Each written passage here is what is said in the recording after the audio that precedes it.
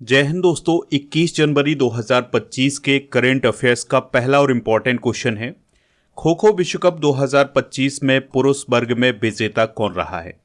Answer हो जाएगा भारत। तो दोस्तों 2025 में खो खो विश्व कप का पहला संस्करण आयोजित किया गया है, यानी पहली बार 2025 में खो खो विश्व कप का आयोजन हुआ है। इसका आयोजन हुआ था 13 से 19 जनवरी 2025 तक और इसका आयोजन नई दिल्ली में जो इंदिरा गांधी एरिना है वहां पर इसका आयोजन हुआ है। दोस्तों इस टूर्नामेंट का आयोजन भारतीय खो खो महासंघ और अंतर्राष्ट्रीय खो खो महासंघ के द्वारा किया गया था। इसमें पुरुषों की 20 टीमों और महिलाओं की 19 टीमों ने हिस्सा लिया था और कुल देश इसमें शामिल हुए थे 23। दोस्तों प्रत्येक टीम में 15 खिलाड़ी इसमें शामिल हुए थे। 2025 के खो खो विश्व कप के विजेता डिस्कस करते हैं। तो पुरुष वर्ग का विजेता है भारत और उप विजेता है नेपाल। इसी प्रकार से महिला वर्ग का विजेता है भारत और उप विजेता है नेपाल। पुरुषों में सबसे अधिक अंक हासिल किए हैं नेपाल की टीम ने 524 और महिलाओं में सबसे अधिक अंक हासिल किए हैं भारत ने 628। 2025 के खो खो वर्ल्ड कप के लिए भारतीय पुरुष टीम के कप्तान कौन थे? प्रतीक वाइकर। और महिला टीम की कप्तान थी प्रियंका इंगले। खो खो वर्ल्ड कप 2025 के ब्रांड एम्बेसडर कौन थे? सलमान खान। बात करते हैं खो खो की। तो दोस्तों जो खो खो है यह प्राचीन भारतीय खेल है और इसकी शुरुआत या इसकी उत्पत्ति महाभारत से मानी जाती है। यह एक पारंपरिक दक्षिण एशियाई खेल है, यानी कि जो दक्षिण एशिया के देश हैं वहाँ पर खेला जाने वाला ये एक खेल है। खो खो एक आयताकार कोर्ट पर खेला जाता है जिसमें एक सेंटर लाइन और 2 खंबे होते हैं। देखिए दोस्तों ये जो कोर्ट होता है खो खो का ये इस प्रकार से होता है और इसमें क्या होता है कि 2 खंबे होते हैं और बीच में एक सेंटर लाइन होती है और इसी में बैठते हैं ये खो खो के खिलाड़ी। खो खो की प्रत्येक टीम में 12 खिलाड़ी होते हैं लेकिन मैदान पर 9 खिलाड़ी ही उतरते हैं। 1936 में बर्लिन ओलंपिक खेलों में भारतीय पारंपरिक खेल खो खो, कबड्डी और मलखंब को एक प्रदर्शन खेल के रूप में शामिल किया गया था।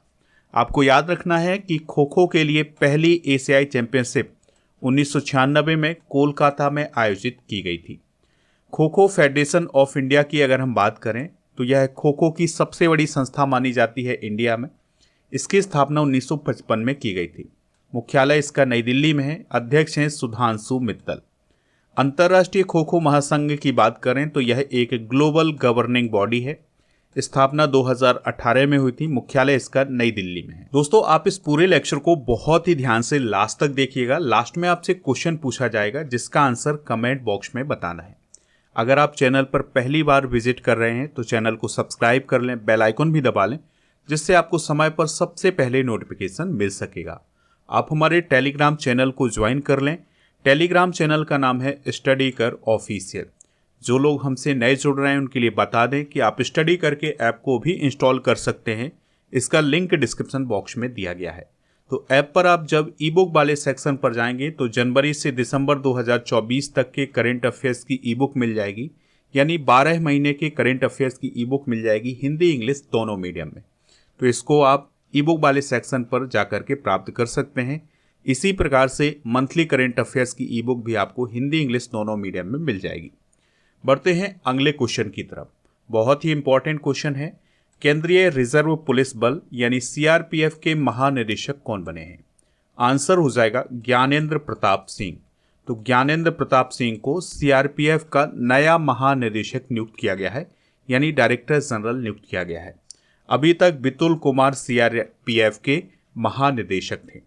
ज्ञानेंद्र प्रताप सिंह की बात करें तो वह 1991 बैच के असम मेघालय कैडर के भारतीय पुलिस सेवा के अधिकारी हैं, यानी आईपीएस ऑफिसर हैं। सीआरपीएफ की स्थापना हुई थी 27 जुलाई 1939 को और जब इसकी स्थापना हुई थी तब इसे क्राउन रिप्रेजेंटेटिव पुलिस बोला जाता था, लेकिन 1949 में इसका नाम बदलकर सीआरपीएफ किया गया था, यानी सेंट्रल रिजर्व पुलिस फोर्स किया गया था। यह एक सशस्त्र पुलिस बल है जो कि गृह मंत्रालय के अधीन कार्य करता है और इसका प्रमुख काम होता है भारत की आंतरिक सुरक्षा प्रदान करना, यानी कि भारत में आंतरिक सुरक्षा प्रदान करना इसका काम होता है। इसके अलावा आतंकवाद और विद्रोह से निपटना भी इसका कार्य होता है। अर्धसैनिक बलों के प्रमुख डिस्कस करेंगे, जैसे एनएसजी के डीजी हैं वी श्रीनिवासन, एनडीआरएफ के डीजी हैं पीयूष आनंद, असम राइफल्स के डीजी हैं विकास लखेड़ा, आईटीबीपी के डीजी हैं राहुल रसगोत्रा, आरपीएफ के डीजी हैं मनोज यादव जी, और विशेष सुरक्षा समूह यानी एसपीसी के डीजी हैं आलोक शर्मा, एसएसबी के डीजी हैं अमृत मोहन प्रसाद, सीआईएसएफ के डीजी हैं आरएस भट्टी, और इसके अलावा भारतीय तटरक्षक बल यानी इंडियन कोस्ट गार्ड के डीजी हैं परमेश शिवमणि। नेक्स्ट क्वेश्चन है, अमेरिका के 47वें राष्ट्रपति के रूप में किसने शपथ ली है? आंसर हो जाएगा डोनाल्ड ट्रंप ने। तो दोस्तों, अमेरिका के 47वें राष्ट्रपति के रूप में डोनाल्ड ट्रंप ने शपथ ली है। डोनाल्ड ट्रंप दूसरी बार अमेरिका के राष्ट्रपति बने हैं। इससे पहले वह 2017 में अमेरिका के राष्ट्रपति बने थे। दोस्तों, अमेरिका के जो मुख्य न्यायाधीश हैं जॉन रॉबर्ट्स, तो उन्होंने डोनाल्ड ट्रंप को शपथ दिलाई है। इसी प्रकार से भारत में भी प्रक्रिया होती है कि जो राष्ट्रपति होते हैं उन्हें मुख्य न्यायाधीश ही शपथ दिलाते हैं। अमेरिका के उपराष्ट्रपति जेडी वेंस ने भी पद की शपथ ली है। दोस्तों, 20 जनवरी को ये शपथ ग्रहण समारोह आयोजित किया गया था, जिसमें भारत के प्रतिनिधि के रूप में भारत के विदेश मंत्री डॉक्टर एस जयशंकर जी शामिल हुए थे। देखिए, अमेरिका राष्ट्रपति चुनाव हुआ है 2024 में, तो इससे रिलेटेड क्वेश्चन आपके एग्जाम में पूछे जा सकते हैं। तो अगर आपसे पूछा जाए रिपब्लिकन पार्टी के उम्मीदवार कौन थे? Donald Trump. डेमोक्रेटिक पार्टी की उम्मीदवार कौन थी? कमला हैरिस। विजेता कौन रहा है? Donald Trump. इन्हें 312 इलेक्टोरल वोट हासिल हुए थे। दोस्तों, अमेरिका में राष्ट्रपति चुनाव में बहुमत का जो आंकड़ा है वो है 270 इलेक्टोरल वोट का। तो जो डोनाल्ड ट्रंप हैं, इन्हें 312 इलेक्टोरल वोट हासिल हुए थे। दोस्तों, उपराष्ट्रपति पद के विजेता कौन रहे हैं? JD Vance. यहाँ पर आप उन्हें देख भी सकते हैं। कमला हैरिस को 226 इलेक्टोरल वोट हासिल हुए थे। जेडी वेंस 50वें उपराष्ट्रपति बने हैं और डोनाल्ड ट्रंप 47वें राष्ट्रपति बने हैं। अमेरिका में राष्ट्रपति का जो पद होता है उसका कार्यकाल कितना होता है? 4 वर्ष का होता है। इसके अलावा आप याद रखिएगा कि एक व्यक्ति केवल 2 बार ही राष्ट्रपति बन सकता है। जैसे डोनाल्ड ट्रंप दूसरी बार राष्ट्रपति बन रहे हैं, अब वो दोबारा से यानी कि तीसरी बार राष्ट्रपति नहीं बन सकते हैं। अगला क्वेश्चन है, वर्जिन नारियल तेल का संबंध कहां से है जिसे हाल ही में जीआई टैग दिया गया है? आंसर हो जाएगा अंडमान और निकोबार द्वीप समूह। तो दोस्तों, अंडमान और निकोबार द्वीप समूह से संबंधित है वर्जिन नारियल तेल, तो इसे अभी हाल ही में जीआई टैग प्रदान किया गया है। ये जो नारियल तेल है यह तनाव से लड़ने में मदद करता है, यानी स्ट्रेस से लड़ने में मदद करता है। इसके अलावा जो अल्ट्रा वायलेट रेज होती हैं उनसे भी ये बचाता है हमारे शरीर को, और इसके अलावा जो हमारी स्किन होती है उसको पॉल्यूशन से बचाता है। वर्जिन नारियल का तेल एंटी माइक्रोबियल और एंटी बैक्टीरियल गुण रखता है, यानी कि इसके पास ये भी प्रॉपर्टीज है। अंडमान और निकोबार द्वीप समूह में जो महिला स्वयं सहायता समूह है उनके द्वारा इस तेल का प्रोडक्शन किया जा रहा है। भारत में जीआई टैग की अगर हम बात करें तो इसे जियोग्राफिकल इंडिकेशन बोला जाता है, और यह ऐसे प्रोडक्ट को प्रदान किया जाता है जिसकी एक खास पहचान होती है। दोस्तों, जीआई टैग की शुरुआत हुई थी 15 सितंबर 2003 को, और पहला जीआई टैग 2004 में दार्जिलिंग की चाय को प्रदान किया गया था। अगर आपसे सवाल पूछा जाए कि भारत का वह कौन सा स्टेट है जहां पर सबसे अधिक जीआई टैग हैं, तो वो है उत्तर प्रदेश। अप्रैल 2024 तक के आंकड़ों की अगर हम बात करें तो उत्तर प्रदेश में 75 जीआई टैग थे। सबसे अधिक जीआई टैग वाला शहर कौन है? वाराणसी, यानी कि वाराणसी शहर में सबसे ज़्यादा जीआई टैग हैं। आपको याद रखना है कि जीआई टैग किसी भी प्रोडक्ट को 10 साल के लिए प्रदान किया जाता है, फिर उसके बाद उसे रीन्यू करवाना पड़ता है। हाल ही में प्रदान किए गए कुछ प्रमुख जीआई टैग डिस्कस करते हैं। जैसे घर चोला हस्तशिल्प को दिया गया है जीआई टैग अभी हाल ही में, ये गुजरात से संबंधित है। पश्मीना ऊन लद्दाख से, अजरक प्रिंट गुजरात से, सांझी क्राफ्ट मथुरा उत्तर प्रदेश से, जनजातीय पोशाक रिगनाई पचरा त्रिपुरा से, बांसुरी पीलीभीत उत्तर प्रदेश से, गोंड पेंटिंग मध्य प्रदेश से, तिरंगा बर्फी वाराणसी उत्तर प्रदेश से, माजुली मुखौटे एवं पांडुलिपि पेंटिंग ये असम से, और आदिवासी पोशाक रिसा ये त्रिपुरा से संबंधित है। बढ़ते हैं अगले क्वेश्चन की तरफ। अगला क्वेश्चन है लखनऊ सुपर जायंट्स के कप्तान कौन बने हैं? आंसर हो जाएगा इसका ऋषभ पंत। तो दोस्तों आईपीएल में जो लखनऊ सुपर जायंट्स की टीम है या इसे LSG बोला जाता है, तो इसके नए कैप्टन बने हैं ऋषभ पंत। ऋषभ पंत दिल्ली कैपिटल के कप्तान भी रह चुके हैं। ऋषभ पंत के बारे में आपको एक बात जरूर याद रखनी है कि वह आईपीएल के इतिहास के अब तक के सबसे महंगे खिलाड़ी बने हैं। तो जो 2025 का ऑक्शन हुआ था उसमें LSG ने उन्हें 27 करोड़ रुपए में खरीदा था। और आईपीएल इतिहास के दूसरे सबसे महंगे खिलाड़ी बने हैं श्रेयस अय्यर।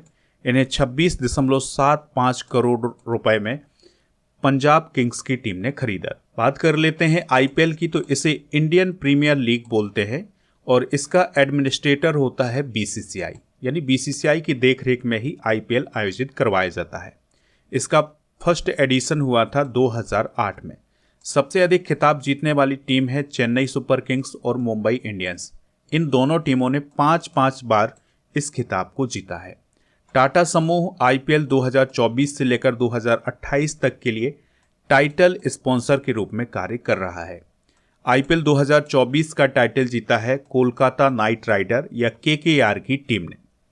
अगला क्वेश्चन है तीसरा राष्ट्रीय खान मंत्रियों का सम्मेलन 2025 किस राज्य में शुरू हुआ है? आंसर हो जाएगा ओडिशा में। तो दोस्तों जो तीसरा नेशनल माइनिंग मिनिस्टर कॉन्फ्रेंस है उसका आयोजन ओडिशा के कोणार्क में किया जा रहा है और इसका आयोजन 20 और 21 जनवरी 2025 को किया जाएगा। यह जो सम्मेलन है इसकी थीम क्या है? विकसित भारत 2047, यानी विकसित भारत 2047 को लक्ष्य रखते हुए यह मीटिंग की जा रही है। इस मीटिंग में दोस्तों जो केंद्र सरकार और इसके अलावा जो अन्य राज्यों के खनन मंत्री हैं या माइनिंग मिनिस्टर्स हैं वो शामिल हो रहे हैं। दोस्तों ये जो मीटिंग हो रही है, कॉन्फ्रेंस हो रही है, इसका उद्देश्य है खनन से संबंधित क्षेत्रों पर चर्चा करना।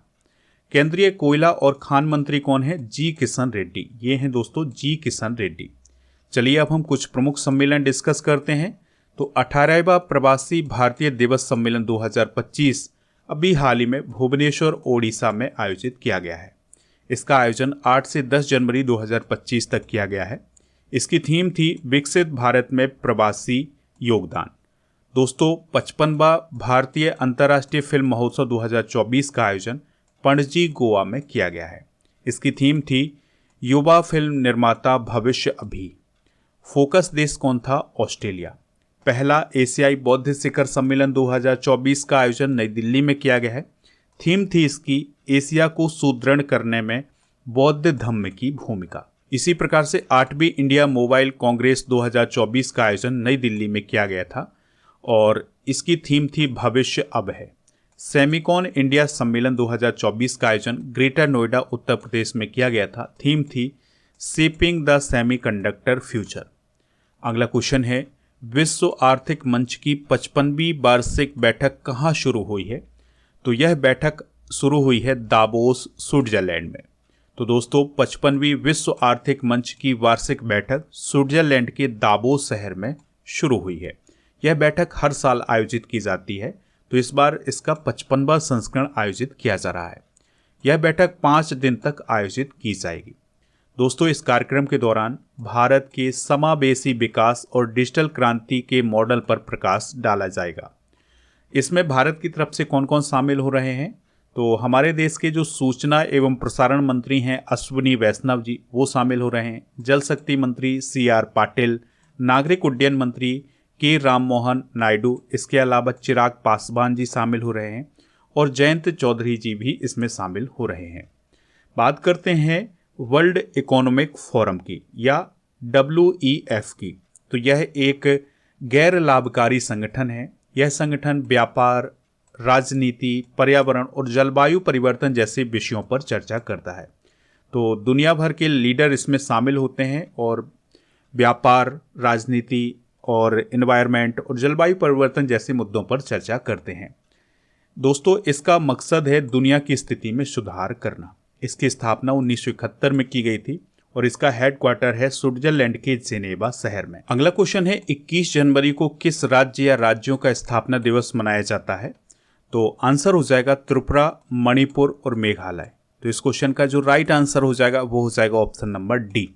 तो दोस्तों 21 जनवरी को त्रिपुरा, मणिपुर और मेघालय राज्य का स्थापना दिवस मनाया जाता है, क्योंकि 21 जनवरी 1972 को त्रिपुरा, मणिपुर और मेघालय पूर्ण राज्य बनाए गए थे इंडिया के। दोस्तों त्रिपुरा की बात करें तो यहाँ पर स्थित है त्रिपुरा। ये जो पूरा मैप है ये नॉर्थ ईस्ट का मैप है, यहाँ पर स्थित है त्रिपुरा। अगरतला इसकी कैपिटल है। राज्यपाल हैं नल्लू इंद्रसेना रेड्डी।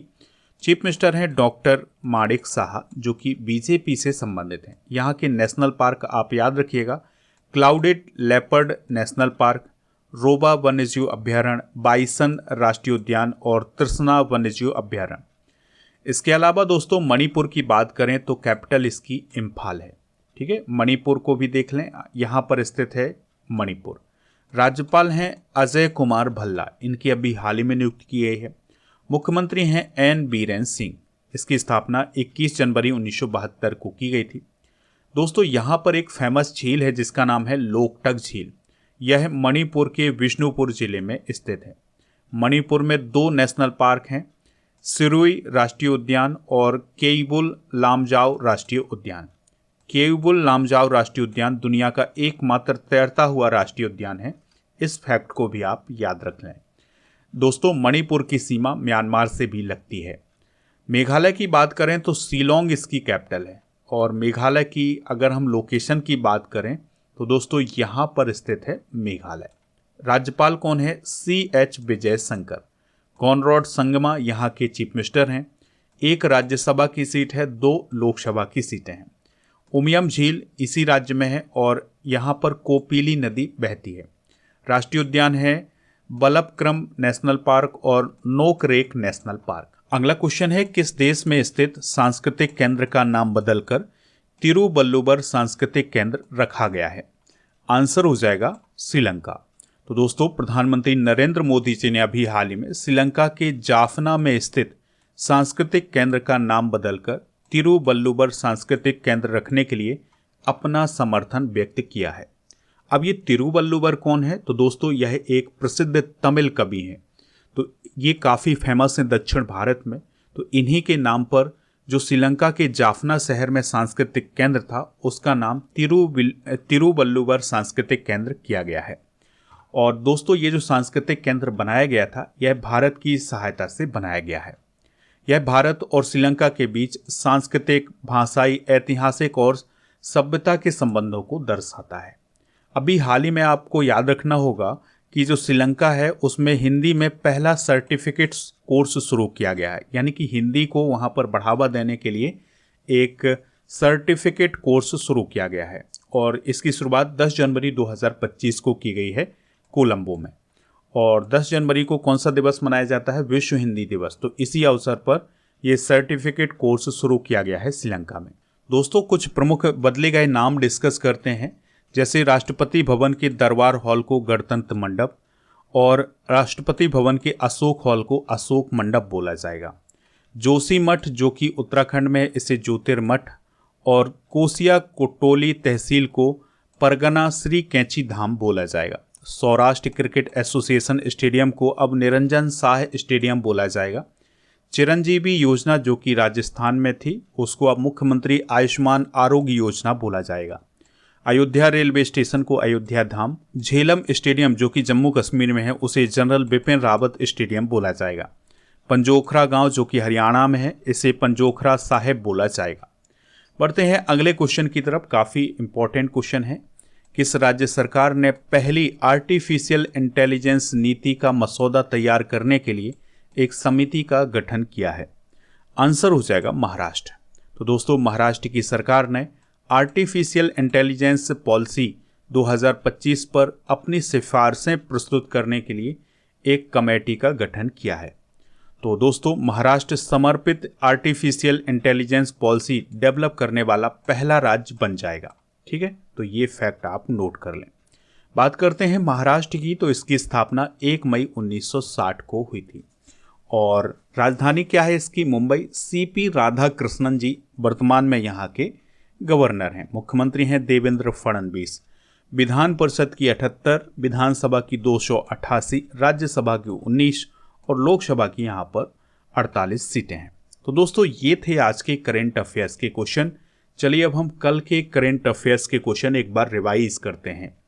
अभ्यास ला पैरोस में भारत का कौन सा जहाज शामिल हुआ है? INS मुंबई। किस डाक विभाग ने सेवा में आर्टिफिशियल इंटेलिजेंस की शुरुआत की है? बिहार डाक विभाग। स्टार्टअप इंडिया के कितने वर्ष पूरे हो गए हैं? तो 9 वर्ष पूरे हो गए हैं। राष्ट्रीय विज्ञान ड्रामा महोत्सव 2024-25 का आयोजन कहाँ किया गया है? दिल्ली में। NDRF का स्थापना दिवस कब मनाया गया है? 19 जनवरी को। अखिल भारतीय पीठासीन अधिकारियों के सम्मेलन का 85वां सत्र कहाँ आयोजित किया जाएगा? पटना, बिहार में। किस देश ने टिकटॉक पर बैन लगाया है? अमेरिका।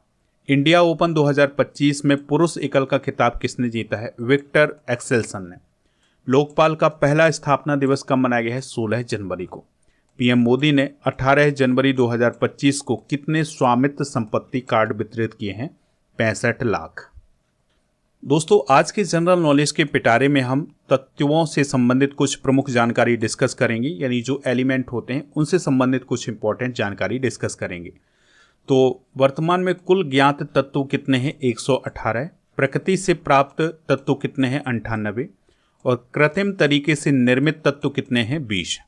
पृथ्वी पर सबसे अधिक मात्रा में पाए जाने वाला तत्व कौन है? ऑक्सीजन। पृथ्वी पर सबसे अधिक मात्रा में पाए जाने वाला धातु तत्व कौन है? एल्यूमिनियम।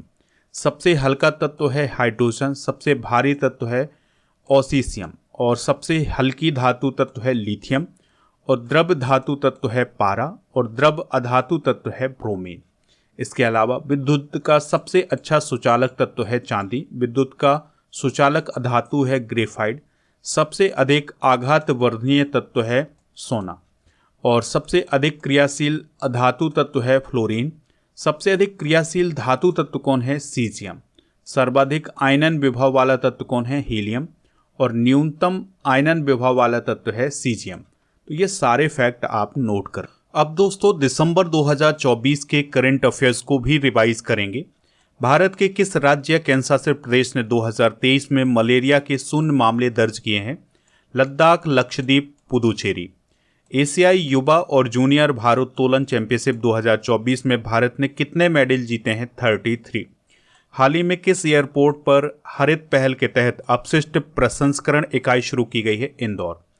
रोड्रिगो रेटो किस अंतर्राष्ट्रीय संगठन के पूर्व प्रमुख थे जिन्हें भ्रष्टाचार के मामले में 5 साल की जेल हुई है? अंतर्राष्ट्रीय मुद्रा कोष।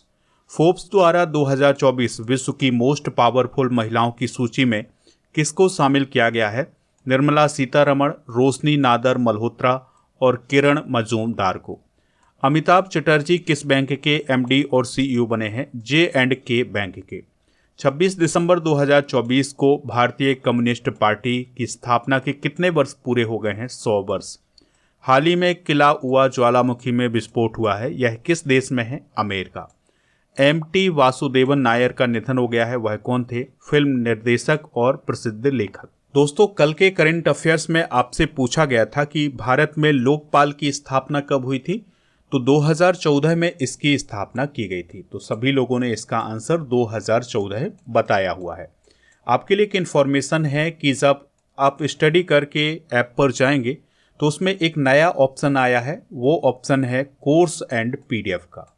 तो कोर्स एंड PDF में आपको 10,000 टॉपिक वाइज स्टैटिक GK की PDF मिल जाएगी। इसके अलावा जितने भी मेरे वीडियो होंगे उनकी भी PDF आपको ऐप पर मिल जाएगी। ठीक है, तो सारी PDF आपको यहाँ पर मिलने वाली है। दोस्तों ऐप पर बहुत सारे बैच लॉन्च किए गए हैं, जैसे मैथ और रीजनिंग का फाउंडेशन बैच लॉन्च किया गया है। ये आपके हर एक एग्जाम के लिए बहुत ही महत्वपूर्ण है, तो इसको आप वहाँ से प्राप्त कर लें। इसके अलावा इंग्लिश का foundation batch, banking, reasoning, math, GK GS, SSC, railway और व्यापम के फाउंडेशन बैच आपको यहाँ पर मिल जाएंगे। दोस्तों ऐप पर आपको एक टेस्ट पास भी मिलेगा जिसमें आपको 4000 से अधिक टेस्ट मिलेंगे 1 वर्ष की वैलिडिटी के साथ। अब आपके लिए एक क्वेश्चन है जिसका आंसर कमेंट बॉक्स में बताना है। शिलोंग किस राज्य की राजधानी है? जो भी इसका राइट आंसर हो कमेंट बॉक्स में जरूर बताएं। दोस्तों, स्टडी करके ऐप पर टेस्ट सीरीज वाले ऑप्शन पर आपको डेली करंट अफेयर्स का टेस्ट और मॉक टेस्ट मिल जाएगा। ई बुक वाले सेक्शन पर आपको करंट अफेयर्स और जीके की ई बुक मिल जाएगी, तो इसको वहां से प्राप्त कर लें। इसके अलावा आप हमारे व्हाट्सएप चैनल और इंस्टाग्राम पेज को भी फॉलो कर सकते हैं। इन सभी का लिंक डिस्क्रिप्शन बॉक्स में दिया गया है।